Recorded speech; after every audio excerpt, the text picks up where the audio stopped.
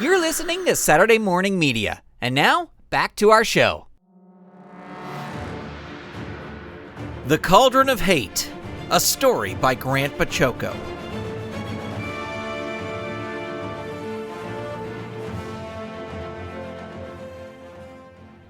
Chapter 15. Zoe had just kicked the ball towards Reese to help him practice his goaltending when there was a sonic boom directly behind her. Instinctively, she dove to the grass and covered her head. She peeked over her shoulder, and there stood Suprema. She knew Suprema, of course. Her third birthday party was Suprema-themed, and she had also once seen her streak across the sky on the way to battle crime. But this was the closest she'd ever been, closer than most people had ever been. One thing struck Zoe as she looked up at the superhero. She didn't feel safe. That's what superheroes were supposed to do, make people feel safe. But Zoe, glancing at Suprema's eyes that glowed a golden hue, her clenched fist, her clenched teeth, didn't feel safe at all. All around Zoe, practice had come to a grinding halt with Suprema's arrival. The other players, those still standing and those who'd hit the ground when Suprema arrived, had their mouths open in shock. Suprema's eyes slowly scanned everyone on the field. She looked from one player to the next until her gaze rested on the blinding skull, the plant lady, and the living lump. Cauldron of Hate, you must cease your activity immediately, Suprema said, lifting a foot out of the small indentation she'd made in the field when she landed. She began stomping towards the villains. The blinding skull spoke first. Excuse me, we are in the middle of practice. You're done here, Skull, Suprema said, still advancing. I repeat, you must cease your activity immediately. The blinding skull was at a loss. Cease what activity? Coaching soccer? Yes, said Suprema, now standing 3 feet from the blinding skull. On what grounds? The blinding skull replied. Because you are cheating, came Suprema's immediate answer. We are doing nothing of the sort. We are coaching soccer. Silence, Suprema roared. The ground shook at the sound of her voice. You three will no longer corrupt the minds of these children. Cease your activity immediately or else. The living lump had been standing quietly all this time, but now spoke. Or else what? Suprema answered with a fist to Lump's jaw, which sent him about 20 feet into the air, crashing down on the cooler with the orange slices in it. The plant lady stepped directly in front of Suprema. You cease your activities immediately. You have no right interrupting our practice. You have crossed the line. We have done nothing wrong. You have no right. Quiet, plant lady, or you will receive what he receives, Suprema barked, indicating the living lump with her left hand. We know you have been cheating to win your games. Several other players had run over to help the living lump to his feet. He rubbed his jaw and glared over at Suprema. The rest of the team created a wide circle around Suprema, the plant lady, and the blinding skull, who now stepped towards Suprema.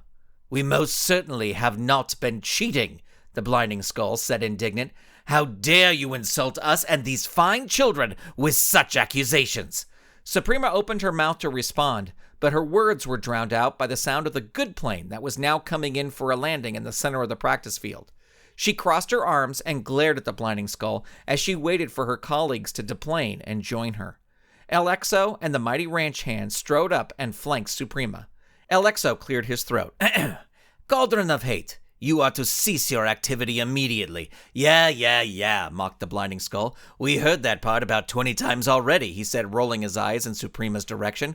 What I'd like to know is why.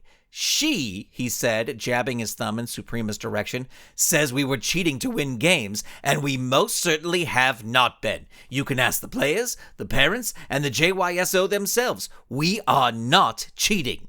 El Exo crossed his arms.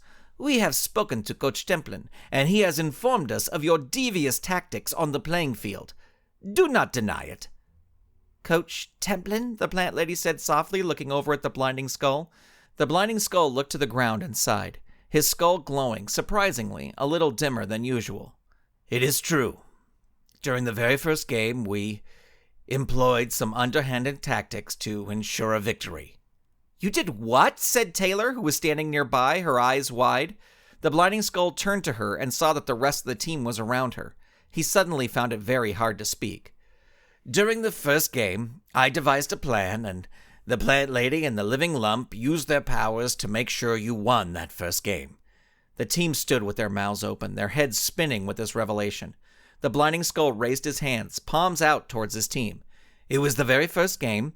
We've never done it again. Coach Templin actually caught us and admonished us, and we have never, ever used our powers again. All the rest of the wins were all due to you, to your amazing teamwork and capabilities.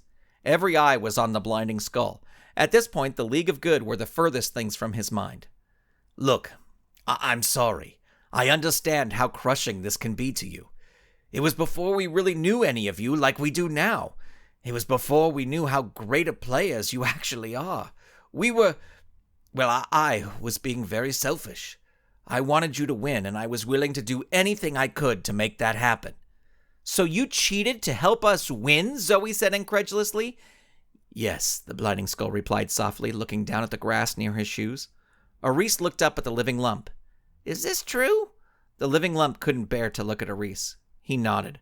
Aris shook his head and folded his arms. Since you've told me to think big, I've always taken it as a motto on how to act, too. Cheating is not thinking big. The living lump was silent, but nodded his head in agreement. There was a heavy silence that hung in the air. Even the birds that normally warbled in the trees surrounding the field were silent. The Blinding Skull took a deep breath. He looked over at the plant lady and the living lump, both whom appeared to be on the verge of tears. He then raised his head high. As I stated before, we only used our powers once during that very first game. We have never done so again. Each win you, as a team, have earned since that very first game have been truly earned. Through your sweat and hard work, you have become the finest team in the JYSO. What we did was selfish, irresponsible, and free from any caring thought of how it would affect you if and when you found out. Because of that, we are truly sorry. You deserve coaches who you can trust to be fair. The Blinding Skull walked over to Alexo, who instinctively assumed a wrestling-ready position, not knowing what the advancing villain would do.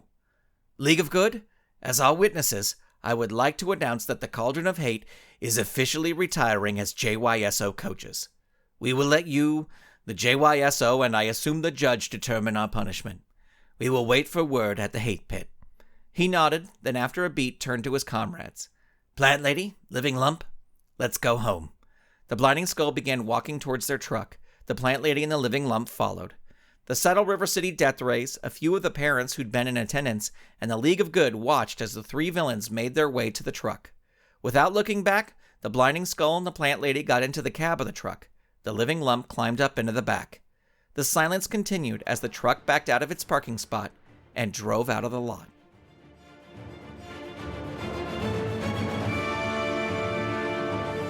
You've been listening to The Cauldron of Hate. To download a PDF of the chapter you just heard, visit cauldronofhate.com.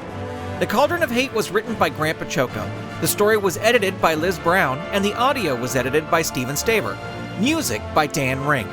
Special thanks to all the Saturday Morning Media Patreon patrons who make this content possible. And a special mention to those who supported the producer level, including Dorothy Baciocco, Eve Cunning, Kathy Crawford, Tony Urbano, David Akers, Jamie Donmeyer, and Vicky Sebring. To find out more about becoming a patron, visit patreon.com/Saturday Morning Media. This episode is copyright 2021 Saturday Morning Media, Grant Baciocco executive producer, all rights reserved. www.saturdaymorningmedia.com.